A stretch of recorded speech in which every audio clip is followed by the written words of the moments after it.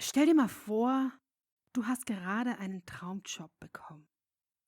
Jeder mochte dich von Anfang an und es ist nur fair. Du hast hart gearbeitet und hast es verdient. Du bist einfach gut in deinem Job. Und endlich hast du das Gefühl, in einem Team wirklich aufgenommen zu werden, worin du schließlich nicht nur geachtet und geschätzt wirst, sondern auch in die Familie gehörst. Du bist im Unternehmen wie eine frische Brise, die ihren Platz gefunden hat, ein Hoffnungsträger. Deine Chefin hat dich vom ersten Bewerbungsgespräch an gemocht.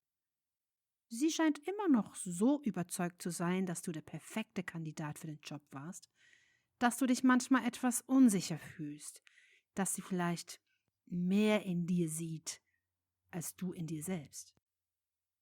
Du fragst dich manchmal, woran genau das liegen könnte und musst deine Ängste beherrschen, sie eines Tages zu enttäuschen. Wie auch immer, du machst deinen Job weiter und das mit großartigem Erfolg. Du genießt weiterhin deinen Anteil an Ermutigung und Unterstützung vom Rest des Teams. 6 Monate vergehen, 9 und dann eines Tages, während du etwas später im Büro arbeitest, schaut deine Chefin kurz aus ihrem Büro heraus. Sie hält ein paar lose Papiere unter einem Arm und bittet dich schnell, ihr einen Gefallen zu tun. Es scheint ja wichtig zu sein. Und du bist bereit, die extra Mile zu gehen. To go the extra mile. Sie sagt, du hast doch einen Führerschein, oder? Ich habe es in deinem Lebenslauf gesehen. Ich bin gerade mit einem neuen Kunden in einer Telefonkonferenz beschäftigt. Und ich brauche dringend jemand aus dem Büro, der ein wichtiges Paket mit Mustern von unserem Lieferanten abholt. Ich hatte eigentlich vor, es selbst zu tun, aber ich komme hier einfach nicht weg. Wir brauchen es für ein Meeting morgen. Und der Thomas wartet schon. Aber er muss in einer Stunde schließen. Du hast nichts anderes für den Abend vor und akzeptierst gerne, der Held für deine Chefin zu sein. Du kennst ja den Ort. Sie gibt dir den Autoschlüssel und ihr Ausweis und nimmt den Hörer wieder ab und lächelt dich kurz dankbar und erleichtert an, zeigt auf den Parkplatz und gibt dir im Anschluss den Daumen hoch. Du rennst zum Parkplatz wie die frische Brise, die du bist, drückst den Alarmknopf, um zu sehen, welches Auto, und stellst mit Schrecken fest, dass es sich um einen roten Mustang handelt. Ich kann aber nur Automatikgetriebe fahren. Nicht, dass du etwas gegen das Reiten des roten Pferdes hättest oder das Schaltgetriebe. Aber die Kupplung hat in der Regel einfach etwas gegen dich. Der Protagonist. Ein- und auskuppeln. Herzlich willkommen zum English Coach Podcast, präsentiert von trainingtree.de, die personalisierte Lösung im Bereich Erwachsenenbildung. Und jetzt dein Gastgeber. Ach, wie er die Sprache spricht. Er liebt einfach, was er tut, ist nur manchmal nicht ganz dicht. iAntonio Patterson. Well, hello there. I hope you enjoyed this story. I am sure our beloved protagonist got through okay, even if he had to drive all the way across town in the first gear. Anyway, engagement and disengagement of the clutch in manual transmission automobiles is not our topic for today. Today we'll be looking at engagement and disengagement of your audience as you deliver a presentation in English, moving naturally through different themes, ideas, or visual aids. This is by no means a complete lesson in presentation skills. My expertise lie in the field of language, in this case, English for work. The value that this episode offers today is in the form of tools and tips to help you to keep your audience engaged and attentive to your central theme while you deliver a presentation in English. Keywords in German, roter Faden, Übergänge und Zusammenhang.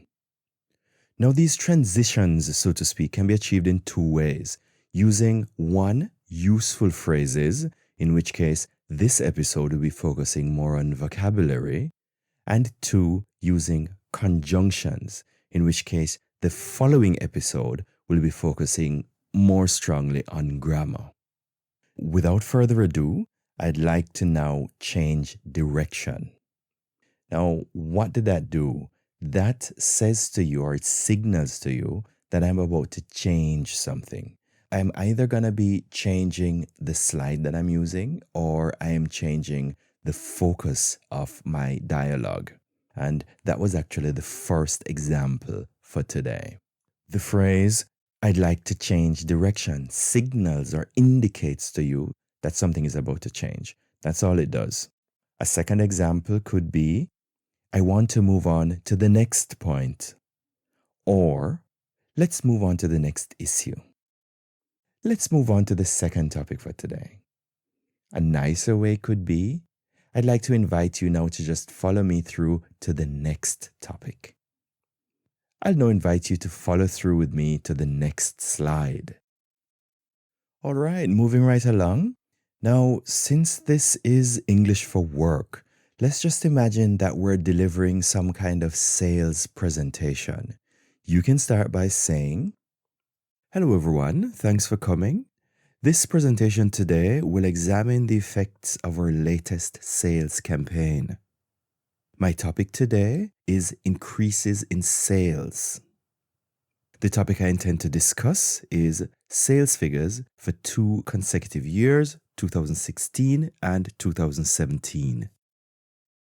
You could provide a quick outline for your presentation by starting with, let's begin by first looking at the figures for 2016. After that, we'll look at the figures for 2017. You can also say, I'm going to divide this talk into 3 parts. First, we'll look at the figures for each year. Then we'll do a comparison, after which we'll have an open discussion. So please save your questions for the end. As you can see from this slide, I'm going to cover 4 points. Take a look at the first diagram. You'll see sales figures for 2017. On the second slide, you'll see sales figures for 2016. As you can see from the graph on the left, the sales figures went up drastically in July of 2016. Now let's imagine that you're delivering the same sales presentation and you're now going to make a comparison between the years 2016 and 2017. Now you've moved to the third slide. You could say, on this next slide, you see.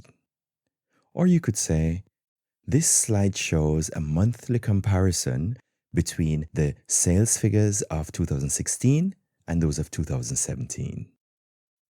All right, now using the same example of the sales presentation, let's say the same kind of increase that happened in 2016 happened also in 2017, but in a different month.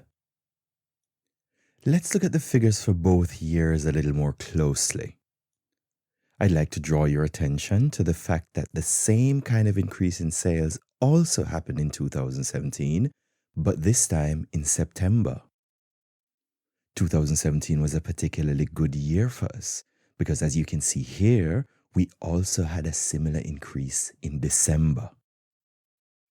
Now, at some point during your presentation, you might want to repeat your main points. You might do that by saying, the point I'd like to make is that our last campaign had a significant effect on sales in 2017. Let me put that another way. What we did worked, and we should look into doing exactly the same thing in the future again.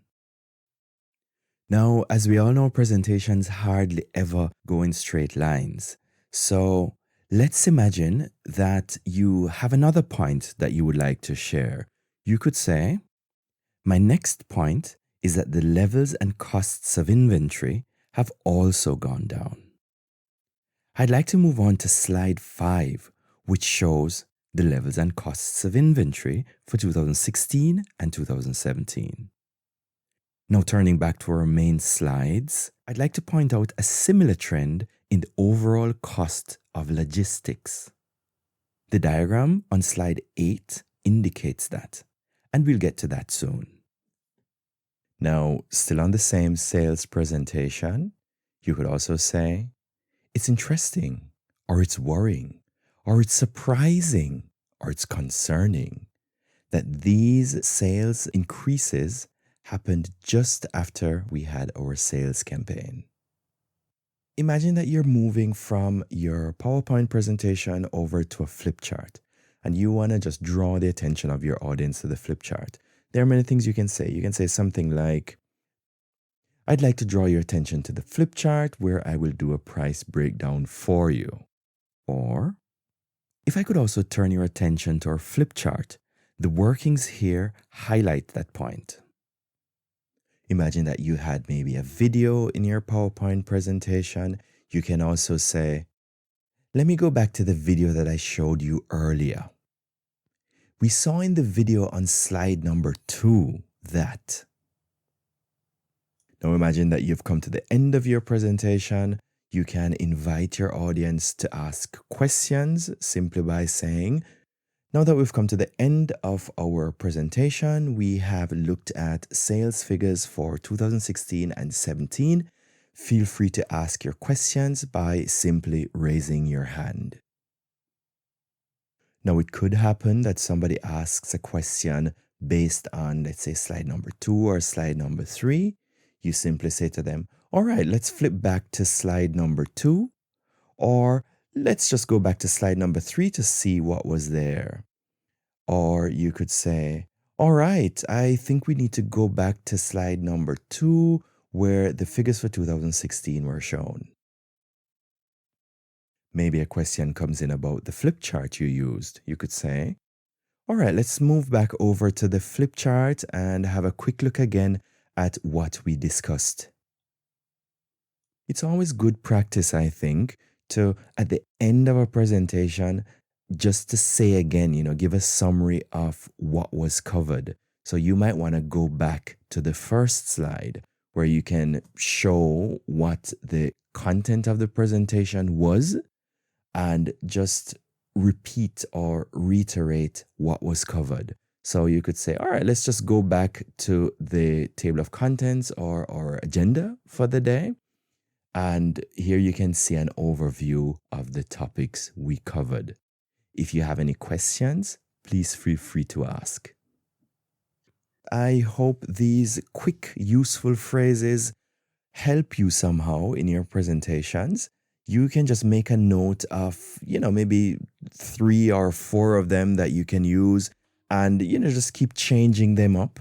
You don't have to use the same ones all the time. Maybe you just find some that you like and make note of them, study them, and try to use them a little more to help your audience to pay attention to you when you're presenting.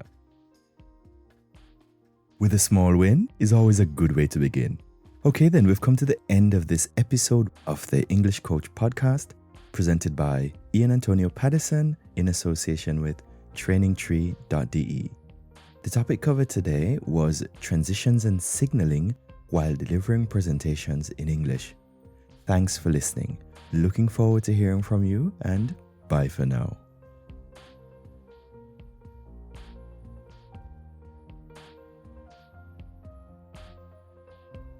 Du denkst, ich kann aber nur Automatikgetriebe fahren. Nicht, dass du etwas gegen das Reiten des roten Pferdes hättest. Oder das Schalk... You cannot laugh like that. Come on. I'm trying my best. Okay, one more time. Du rennst zum Parkplatz wie die frische Brise. Now I can't do it anymore. Wait.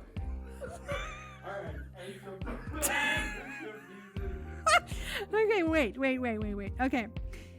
Whew.